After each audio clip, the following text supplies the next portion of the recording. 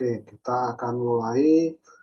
Mungkin bagi yang sudah menginstal SPSS, boleh juga membuka SPSS, tapi kalau mau full perhatikan tutorial ini, itu dipersilahkan. Ini saya sudah buka SPSS saya ya. Nah, ini saya share screen dulu. Saya sudah buka SPSS saya.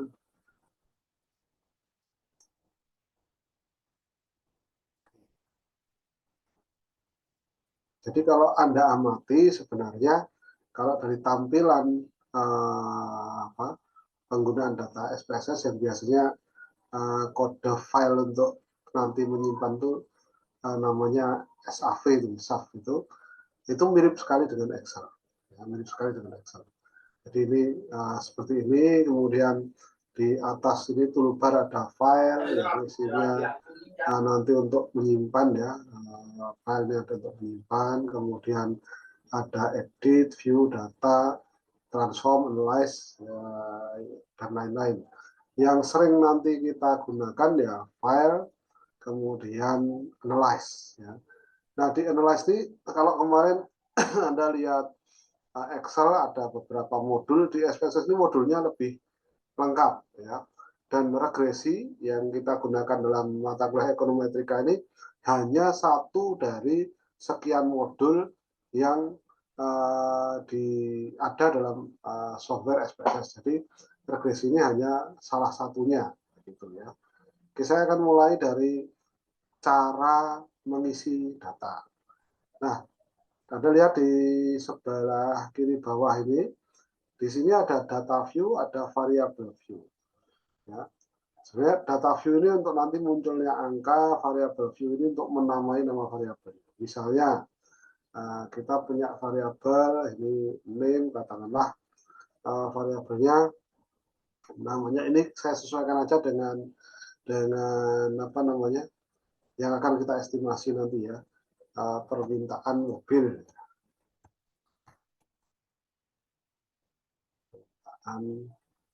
permintaan aja lah. Terus pendapatan rumah tangga, ya kita singkat pendapatan. Terus suku bunga.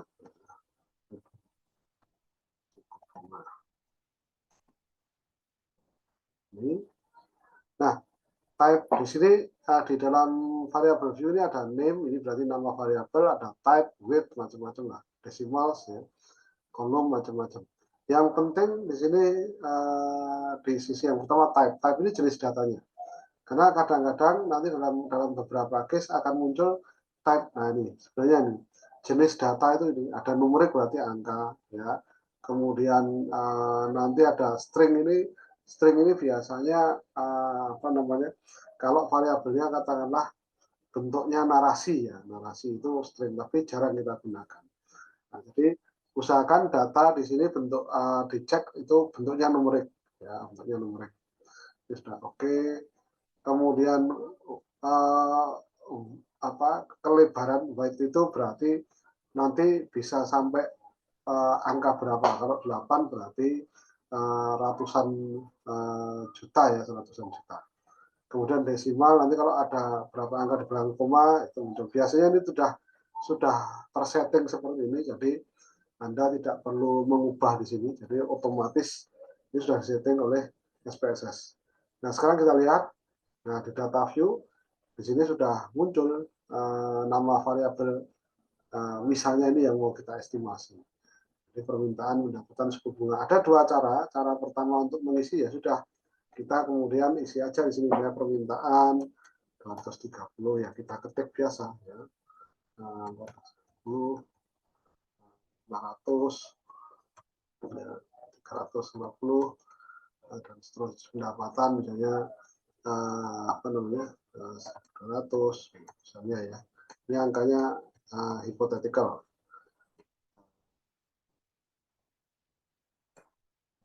angka buatan aja.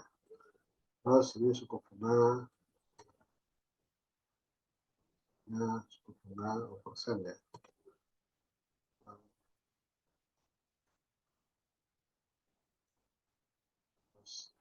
Ya, misalnya seperti ini. Ini cara pengisian data manual ya. Kalau mau ngisi ini ya sudah seperti tadi di nama variabelnya, kemudian di apa namanya data view-nya, data view itu berarti angka munculnya, variabel view berarti nama variabel. Terus ya sama kalau kita mau simpan tinggal kita simpan ya. Save as. Muncul seperti ini. Setelah mau dinamai apa ya. Latihan misalnya. Nah, simpan di folder yang ya yang anda siapkan lah atau yang biasa untuk menyimpan data.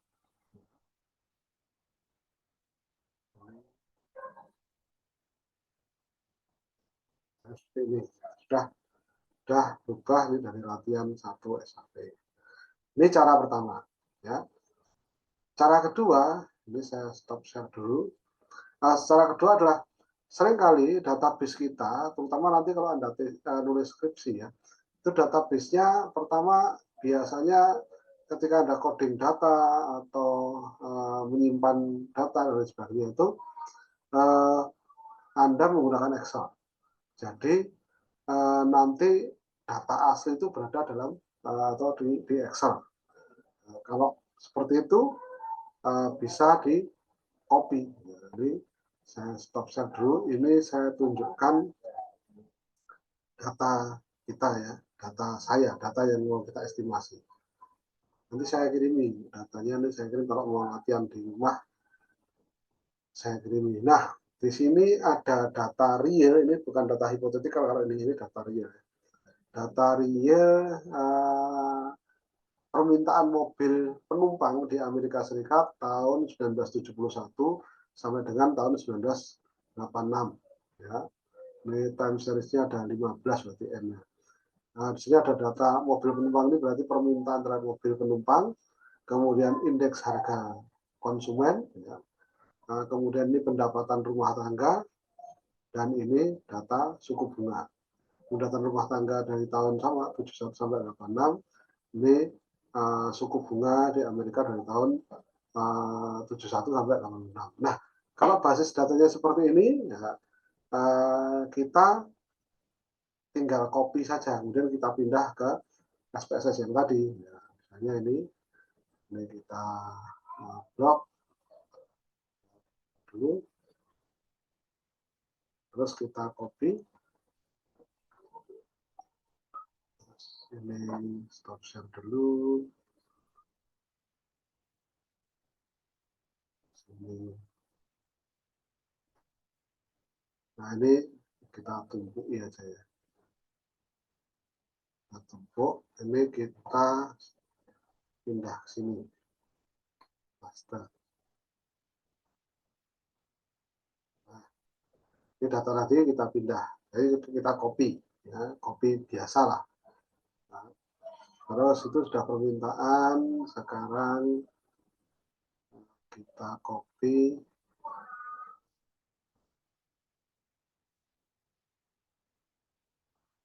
Sekarang kita copy data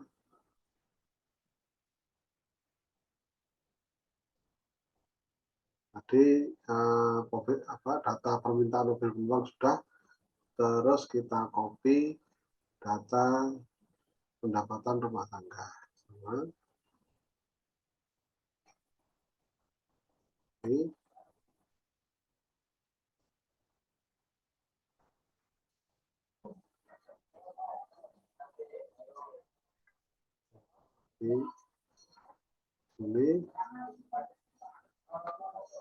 kita pakai di sini. Nah, ini terus terakhir kita copy. Nah, ini kita copy suku bunga.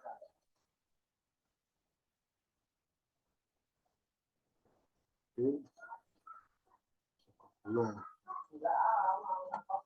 Ya, kita copy suku bunga.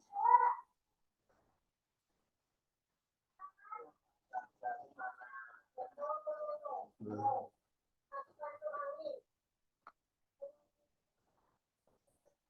kita copy suku bunga.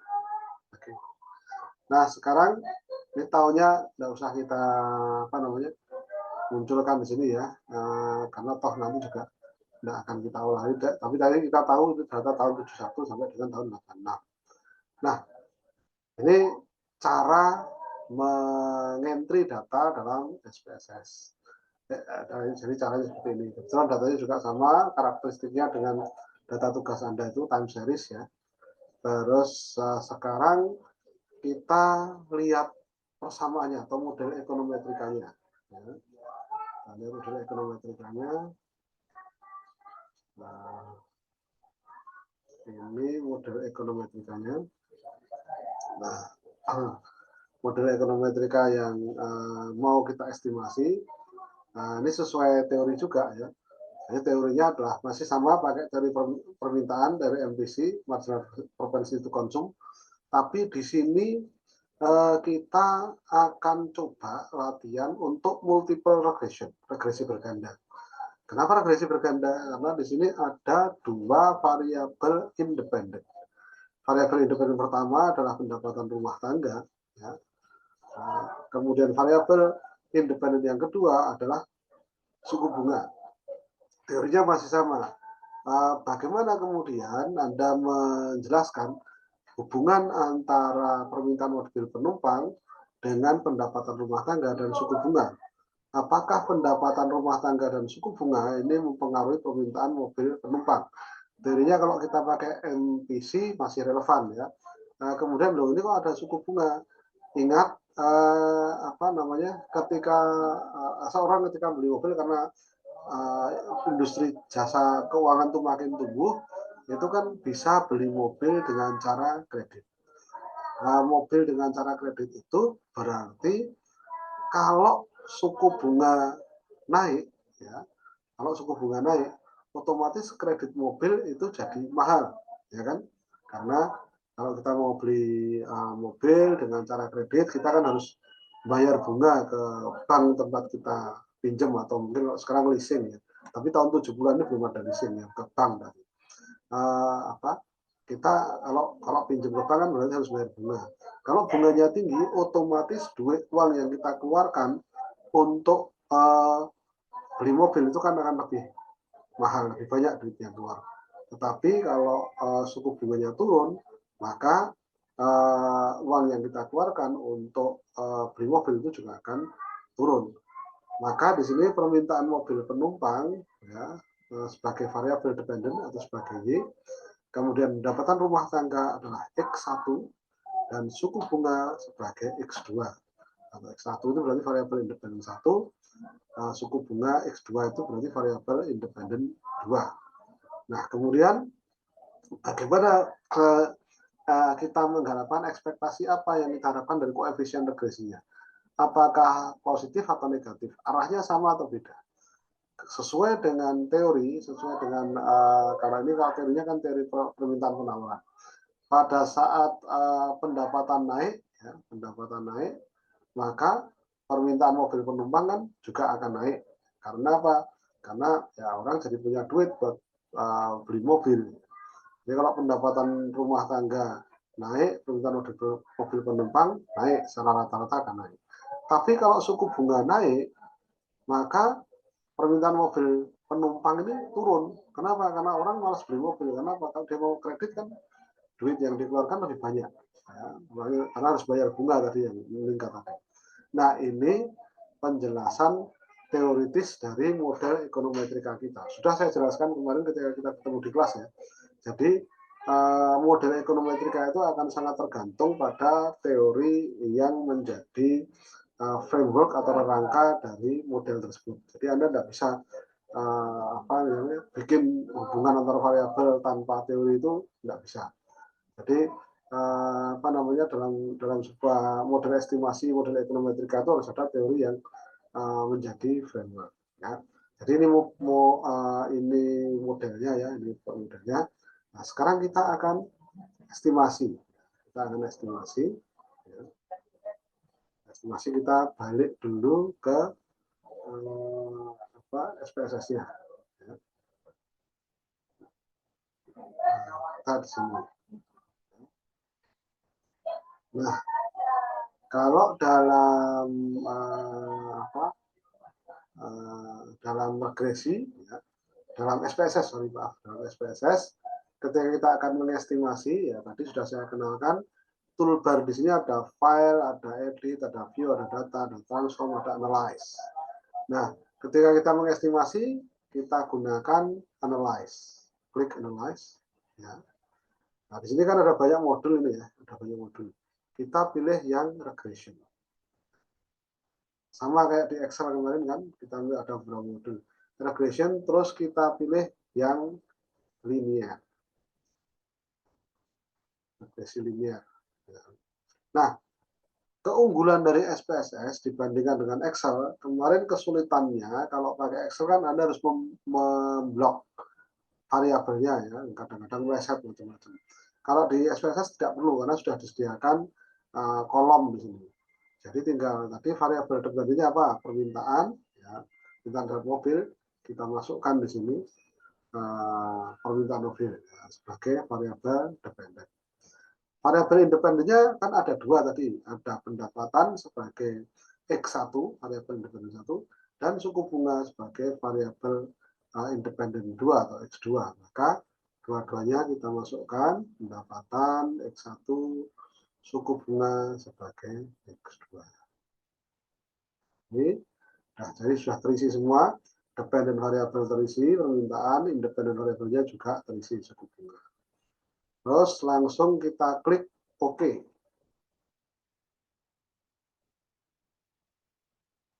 Oke, stop share dulu, kita pindah. Ini nanti kalau Anda coba di rumah akan keluar juga outputnya. Nah, ini output dari analisis kita, ya, output dari analisis kita. Nah, di sini kalau Anda lihat dilihat kolom-kolomnya itu mirip kayak di Excel kemarin karena memang juga mirip sama. Nah, di sini Anda bisa lihat, ya, Anda bisa lihat hasil dari analisis tersebut. Yang pertama sama kayak Excel kemarin, kita lihat koefisiennya, ya, koefisien. Nah, koefisien ini menunjukkan persamaan. Oke, koefisien kita lihat dulu, ini saya pindah ya, lihat di sini di koefisien ini ada unstandardized koefisien, ada standardized koefisien. Yang kita pilih mana? Ya, untuk belajar di level dasar yang kita pilih unstandardized koefisien. Oke, saya tulis dulu ya. Saya tulis dulu. Ini hasilnya Anda silahkan amati kolom-kolomnya ini sama yang diamati di sini. Unstandardized coefficient, ini adalah beta, ini ada nilai T statistik, ini ada signifikan. Kemudian ini ada GF, ya, ini ada signifikansi juga. Terus ini ada R square. Nah, silahkan diingat-ingat kemarin ketika kita bahas itu bagaimana. Oke, sekarang saya akan tulis dulu persamaannya.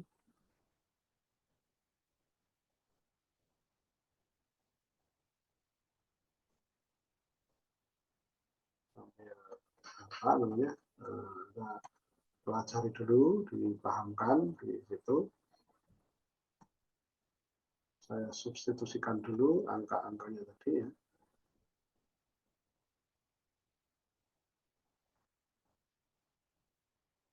11.000 ini konstanta atau interceptnya adalah 11.576. 11.576,52. 11.576,29. Kemudian koefisien betanya, koefisien beta 1 adalah 0,051. 0,051.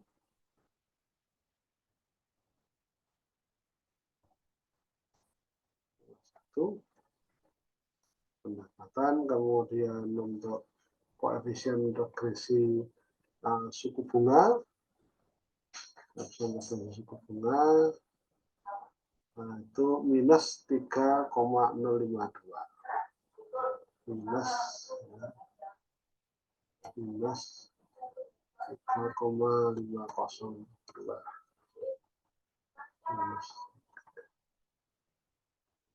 Sekarang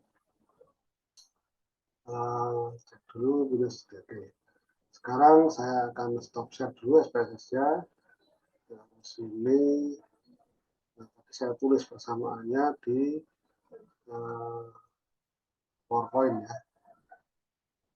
Nah, ini sudah saya substitusikan. Jadi model regresi kita, permintaan mobil penumpang sama dengan 11.576,29 ditambah 0,051 pendapatan dikurangi 3,502 suku bunga. Nah, artinya apa ini? Sekarang kita amati dulu ekspektasi kita tadi sesuai teori. Permintaan mobil penumpang, pendapatan dengan permintaan mobil penumpang hubungannya kan searah. Kalau pendapatan meningkat, maka permintaan mobil penumpang juga meningkat. Berarti ekspektasi koefisien regresinya memang plus, ya, positif namanya. Suku bunga tadi semakin, ini saya hapus. Suku bunga semakin meningkat suku bunga, kan permintaan mobil penumpang turun, artinya hubungannya berkebalikan, berarti koefisiennya negatif. Sudah sesuai. Kalau mau kita interpretasikan, ini interpretasi dari model, ini kita bisa tulis di sini. Ini interseptnya 11.576,29.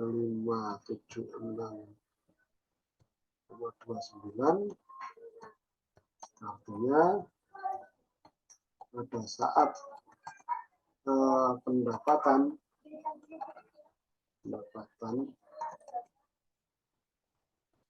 dan suku bunga sama dengan 0, maka permintaan mobil penumpang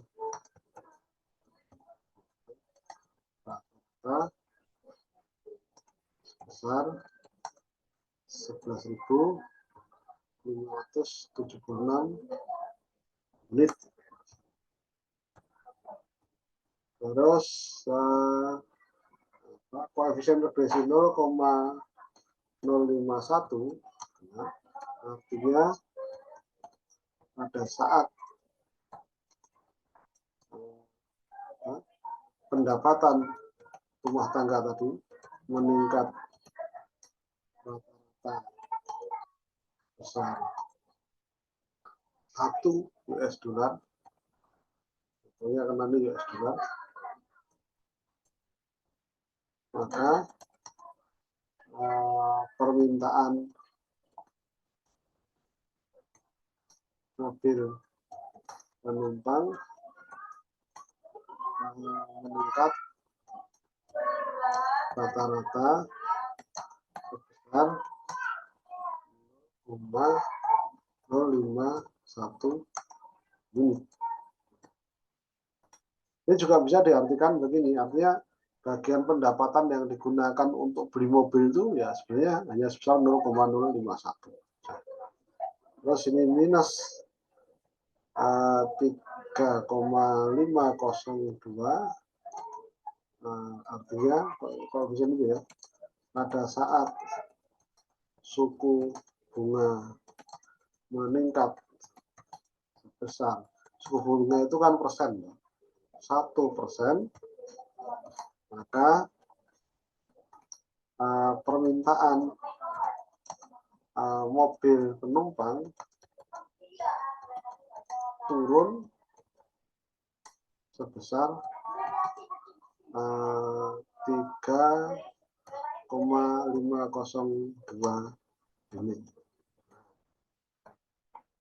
Nah, kalau berdasarkan apa namanya analisis yang minggu kemarin, setelah ini, nah ini saya stop share dulu, kita balik ke output tadi.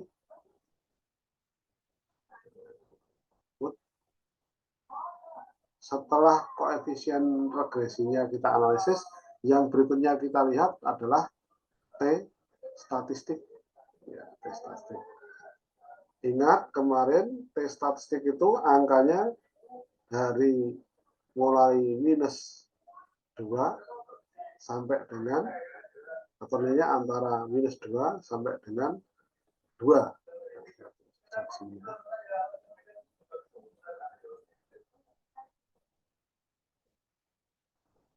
Tulis di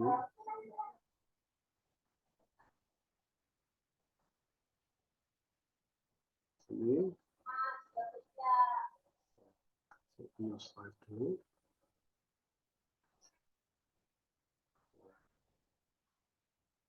Nah, T statistik, nilai T statistik itu antara minus 2 sampai dengan 2 untuk melihat bahwa T itu signifikan atau tidak. Ya, kita lihat T statistik untuk apa namanya untuk intercept atau untuk A tadi ya, A1 alpha tadi ya, untuk T statistik untuk interceptnya tadi kita lihat ya,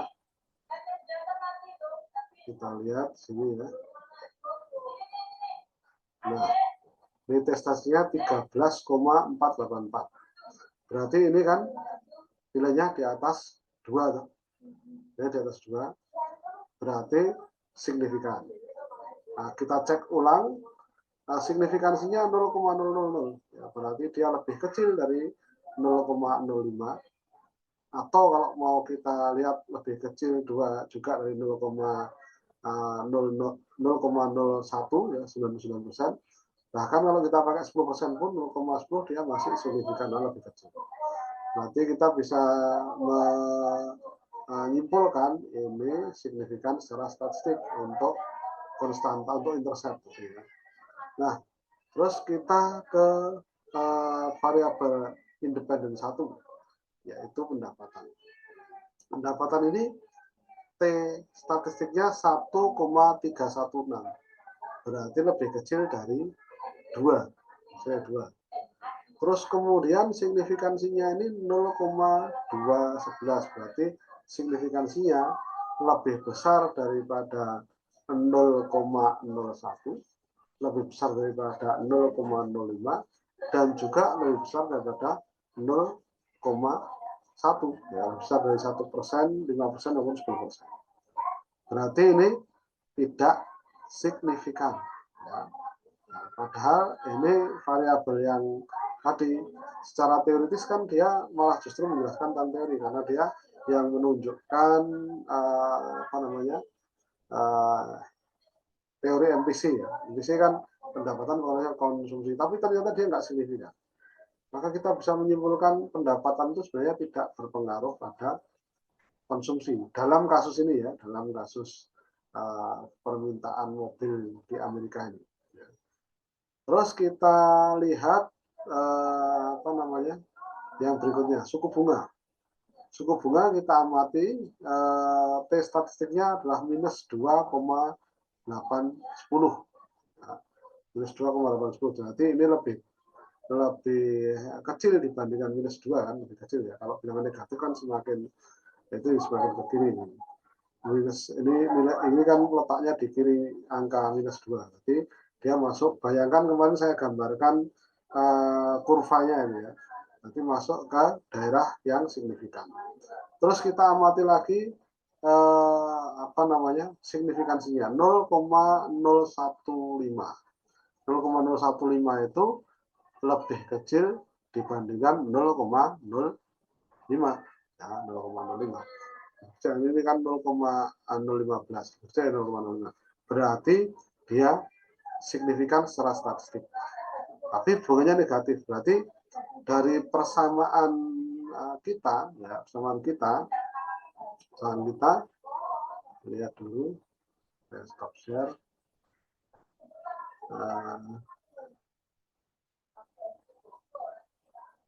Dari persamaan kita,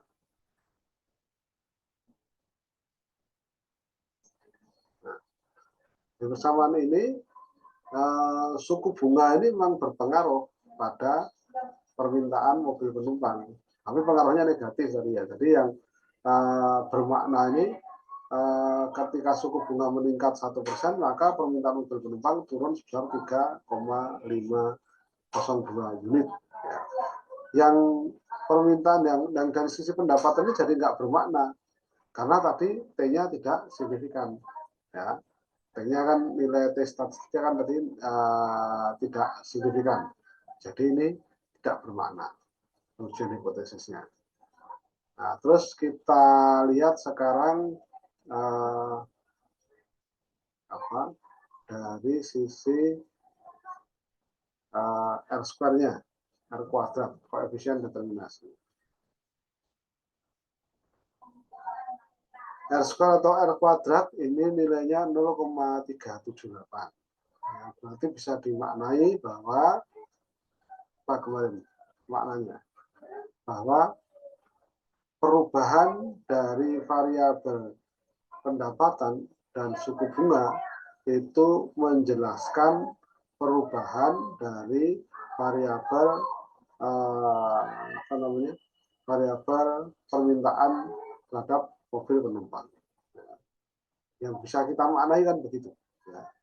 Jadi tidak kemudian kita mengatakan pendapatan dan suku bunga mempengaruhi permintaan mobil penumpang sebesar 0,378 atau 37,8%, nggak bisa begitu. Tapi perubahan dari atau variasi dari variabel pendapatan dan variasi dari variabel suku bunga itu menjelaskan variasi dari variabel permintaan mobil sebesar 37,8%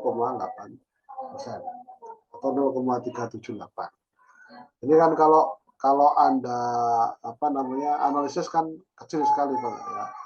Kecil sekali kalau Anda analisis. Nah, tapi nanti diskusinya besok ya. Besok kalau ketemu kita diskusikan kalau R kuadratnya kecil bagaimana. Terakhir Anda amati F statistik. Nah, kemarin belum kita bahas tapi secara konseptual begini, F statistik itu ini menguji kesahihan atau menguji signifikansi dari model. Model itu yang mana? Model itu ya hubungan antara pendapatan, suku bunga, dan permintaan mobil. Ya, mobil. Dari sisi model ini sudah signifikan karena Anda bisa lihat aja signifikansinya ya. Signifikansinya 0,046 yang berarti dia kurang dari 0,05 karena tingkat signifikansi dengan tabel F ini juga sama kayak tabel T. Tadi ada 3 kemungkinan 0,01, 0,05 dan 0,1. Nah ini masih lebih kecil dibandingkan 0,05. Jadi ini masih dari sisi permodelan ini signifikan secara statistik. Artinya model itu secara teoritis benar.